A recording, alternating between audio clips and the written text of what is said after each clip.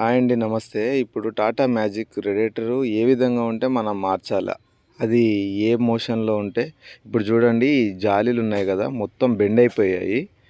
ఈ మార్క్ చూపించిన కాడ కూడా డ్యామేజ్ లాగా అనిపించింది. ఆ విధంగా ఉంటే మాత్రం హెయిర్ అనేది రిటర్న్ గుంజుకోదు, మనకి కూలింగ్ సర్క్యులేషన్ తక్కువ ఉంటుంది. అంతేవిధంగా పైన చూడండి వాటర్ కొద్దిగా చెమ్మలాగా ఉన్నది కదా, లీకేజ్ ప్రాబ్లం ఉంటుంది. అవి ఒక్కసారికే రేడియేటరు మ్యాక్సిమం పనిచేస్తుంది క్లీనింగ్ అప్పుడు. ఆ రివిట్లు అన్నది మనకి కొద్దిగా మోపింగ్ కాకుండా ఆ విధంగా లీకేజ్ ప్రాబ్లాలు ఉంటాయి.